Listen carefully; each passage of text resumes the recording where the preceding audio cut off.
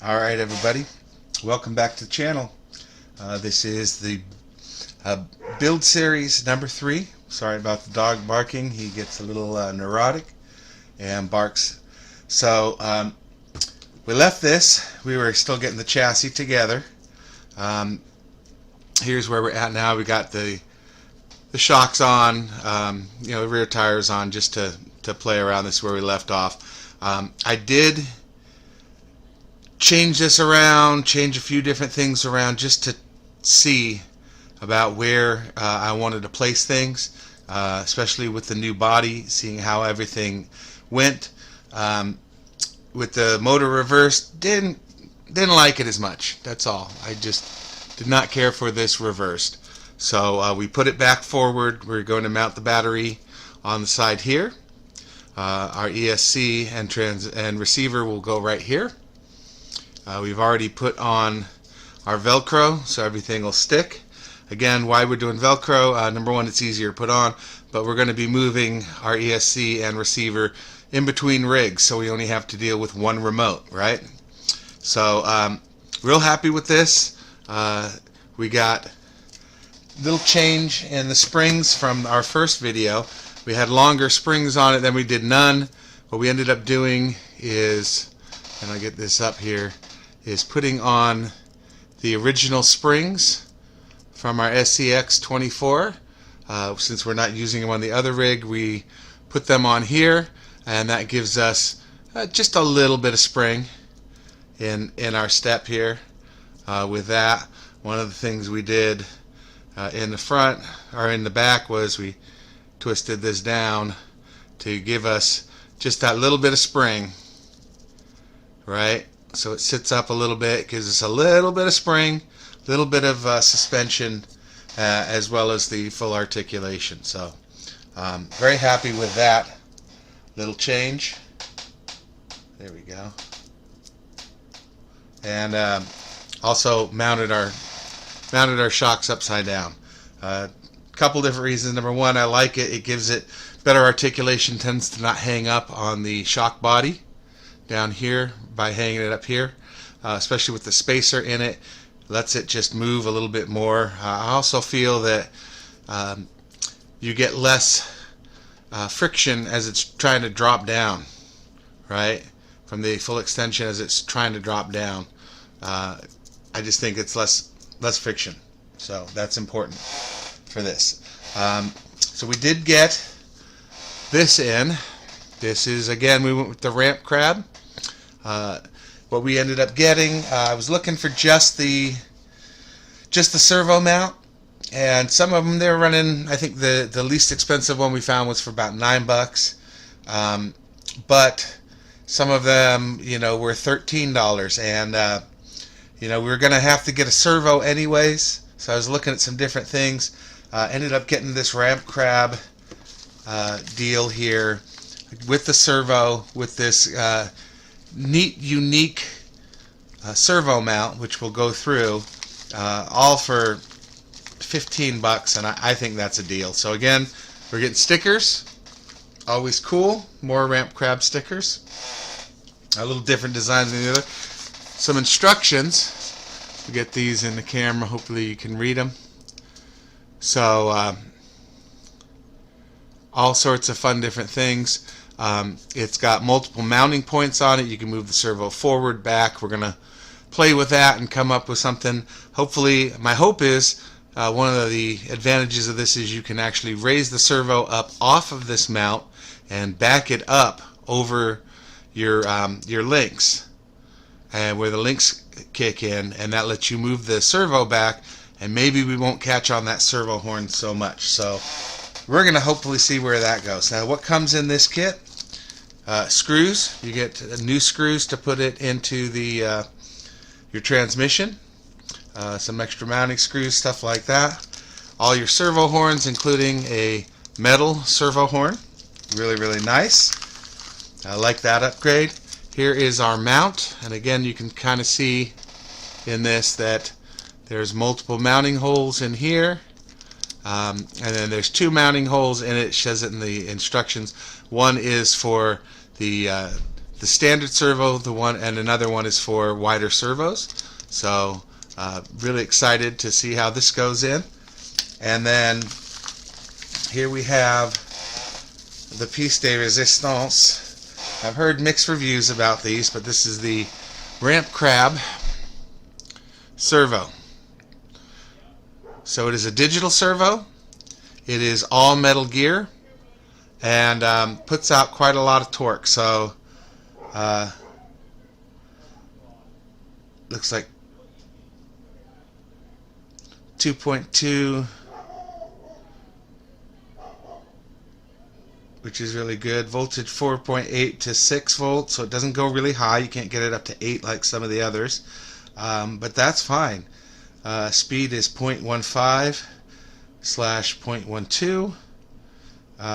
So I'm sure it speeds up a little bit if you can get it up to that 6 volts. So very excited to see how this all goes. So again, what this allows us is, you can see here, so it's not like a lot of other 4-links where you have the doubles. It's just a single. So hold on.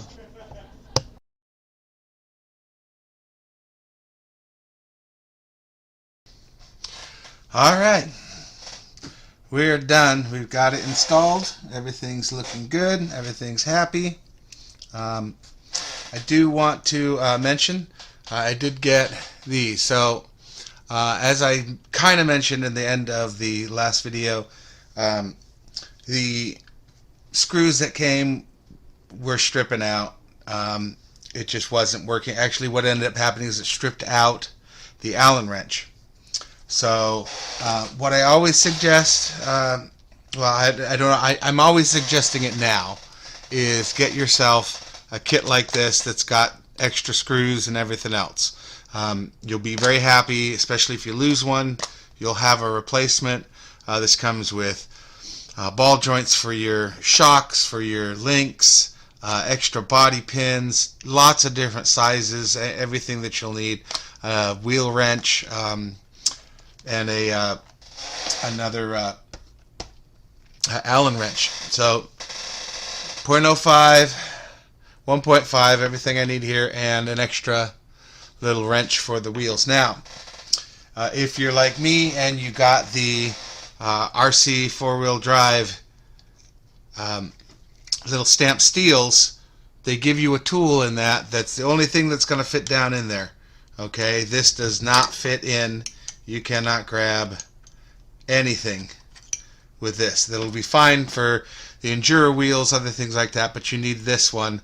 It's much smaller to be able to tighten those wheels down. Okay, so again, I got these with the kit. The kit I purchased was through OGRC. These are really, really nice. I like the fact that this spins, so you can rest your hand on it as you're pushing and spin, right? Nice and easy. So definitely worth the money there. The whole kit was $25, something like that. Well worth it as far as I'm concerned, especially with those tools. So really, really nice. So what we've done is we've had to put this in this orientation so that we get our pin in here. We've had to put the on-off switch down so that our battery will reach over to where we need to, which is fine. Just means we really can't get to the on-off. Well, we technically can. This slides up. I can turn it on and off this way, slide it right back down, put the body down. Everything will be fine. You won't even see it. That's a great part. But we've got it. So the steering, forward and back. It's a little bouncy back here, but that's fine. It might be okay. Especially when we're just crawling, it should be fine. We'll see how it all reacts in the video as we go. So a couple things. Because I've reversed the motor, basically we've reversed the direction that's had to go. So I've had to go in and change around the motor pins so that it fits in. Basically, If you open it up, you look on one side, you'll see two little tabs like this holding onto the wire. I just went in with an X-Acto, popped one up, pulled the wire out, pulled the other one up, popped that wire out, reversed those, popped them back in, took care of the problem. Now, when we squeeze the trigger, it goes forward, and when we push, it goes backward. So that's the important part on this, right? The RampCrab servo, super happy with it. I actually, so when we mounted this, you can kind of see here, it's raised up, okay? And then we did that so we could pull it back. And basically what it's doing when it's up too is it keeps this horn higher up. It's also where this horn before was very forward of the front wheels. It's now pulled it back. I'll do that by showing here. So it's pulled it. Get a phone. There we go. It's pulled it back from where the wheels start to hit. Okay. I couldn't go more than that because it seemed to bind up a little bit. So we didn't want to do that. So I think it's 2 holes up somewhere in the center of the whole thing. But I'm very happy that that pulled that back. So as we go up and we hit walls, we're not hitting that. The wheels hit first, and it should go straight up. It doesn't mean we're not, because obviously if a rock goes in a bit, we're going to hit that. But it brings the whole servo up and brings this up too. So that's giving us a little extra clearance in the front, right? And I might do something to protect this since we can do that now. Maybe bring a little something up that's going to protect that from being hit by rocks. So we got ridiculous flexibility right now. It's not a full 90 degree, but it's a lot. It's a whole lot. So very happy with that. Obviously, we get a lot of drop out as it's going up. If this decides to unload, it's going to unload. Now, very happy with the build so far. You know, just minor things that went on, but I'm happy with where it sits. Everything's sitting really, really low, almost pretty much where it was before. As far as being a belly crawler. So super happy. Everything's really low. You can see that. Very flat across there. And with this being a 7-degree angle and this is flat with it, that means you know, it's gonna ease over stuff. So again, we're gonna test it now. Some of the things I'm looking to do additional now. Obviously, we're going to do the body on it. And again, I have to modify it so that the battery will sit there. We're going to go with bigger tires. And not just bigger tires. So obviously, when I do this, bigger tires are going to rub there. So I'm going to have to dial back my steering so that I don't rub on my sliders here. Because that's really close. And again, if I do wrong with the bigger tires, I'll have to drop back down. But I mean, I've really only got about maybe 4 millimeters before that's rubbing on those sliders. I don't have to worry about the body, and you'll see why. But you know, we can always turn down the amount that of steering that we have, right? We can always just lighten it up so it doesn't hit. But for right now, having that extra might be really, really well, especially because we're trying to you know, make this for, say, a competition, right? So we want to be able to have that steering. Now again, we might have problems with it steering and breaking CVDs. We'll see. We will see. But so far, I'm happy with it. We're gonna go out. We're gonna test it, and we're gonna show it to you. So For me, it's going to have to be tomorrow since I got the package late today and did the install. But tomorrow for me, we'll go out and test it. When there's some light out there for you, it's going to happen like that.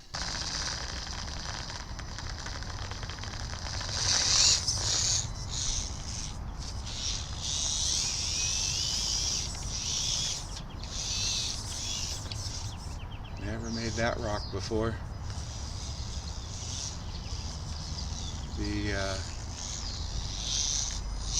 Oh wow, it's just conquering everything. Let's see if I can do this one right here.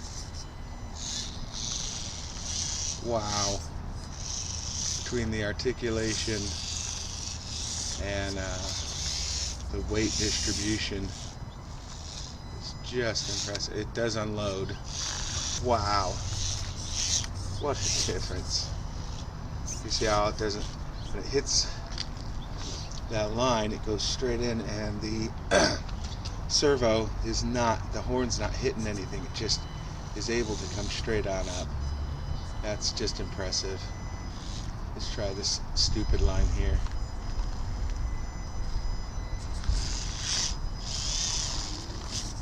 Oh, no, we're gonna lose it. Oh. And that happened. So I definitely think limiting straps will eliminate a lot of problems there. See if we can get it up this line. Look at this. That's ridiculous. Whoops.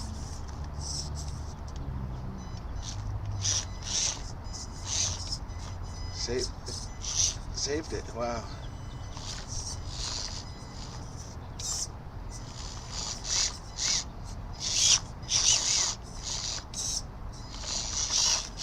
Wow, through that crack. Wow, that's amazing. Let's see here. Go.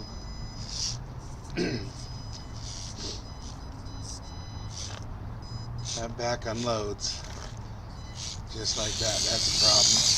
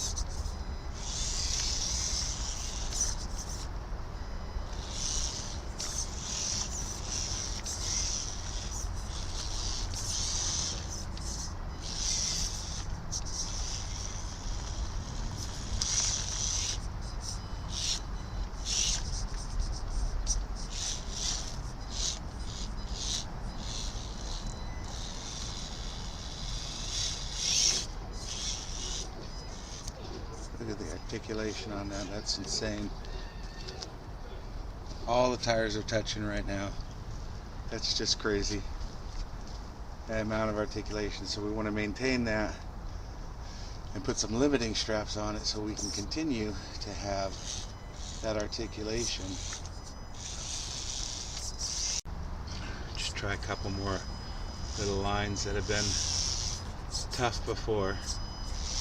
See what we can get going here.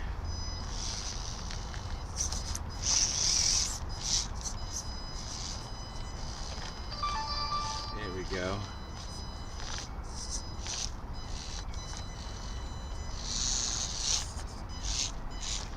Wow.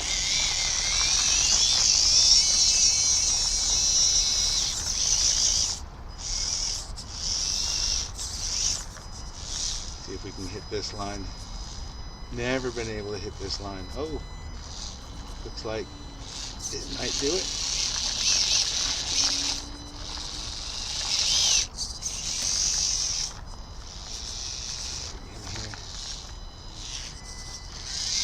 Wow.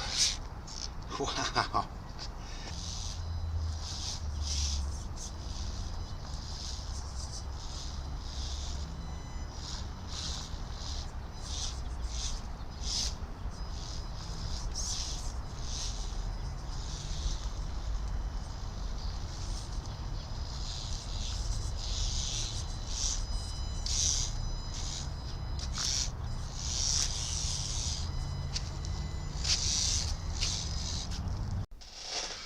Alright, we're back in the shop on the workbench here. Well, you all saw it. You all saw exactly how capable this little rig is out there, right? Seems well balanced with the battery right here.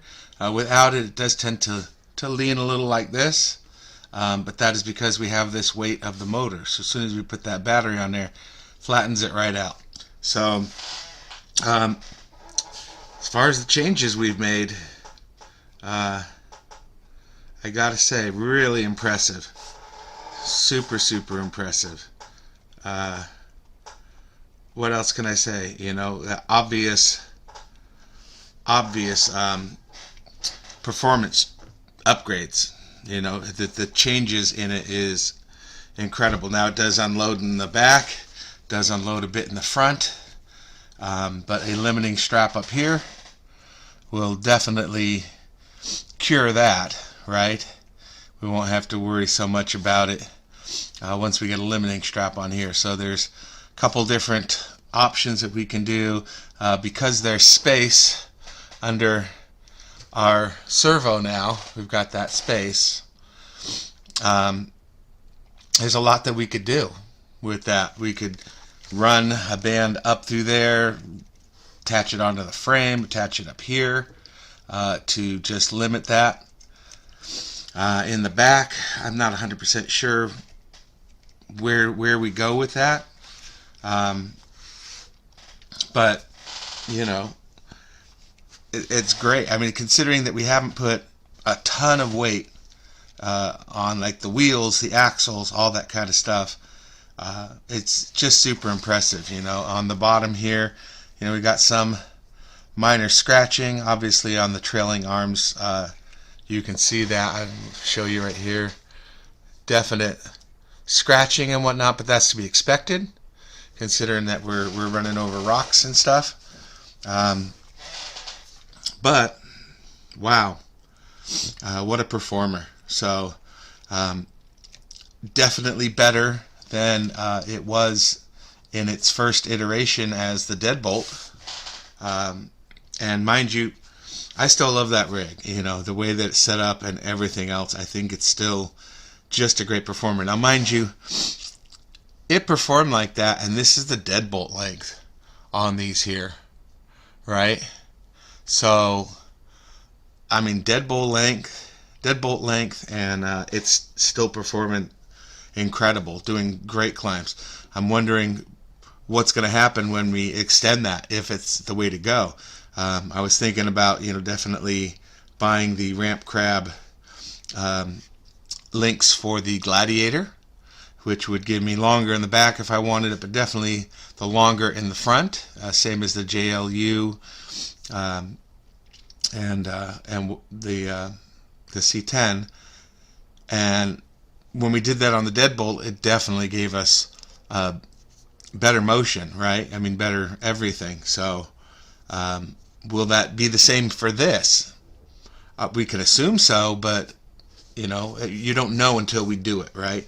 So I mean, it's expensive to get, well, you know, under $20, but expensive to just go ahead and get the RampCrab links for that, so that we're keeping the weight and everything just for a front set. We do have the 13 grams in the front that we're playing with. Mind you, this is without the weight that we put up on the deadbolt too. So it's just going up stuff. Obviously, if we had a little more weight, I think the tires would hook up a lot better. But I think the next thing that we're going to do is, we got 2 rigs, and we can swap parts back and forth for both the rigs, right? So the idea here is we'll end up with 2 rigs. We can play around and see which one performs better. Will this perform better with straight axles, or will portals actually make it better? Obviously, with portals, different things happen. The center of gravity goes up, things like that. But we're going to play with that. So our next upgrade on here is we're getting portals.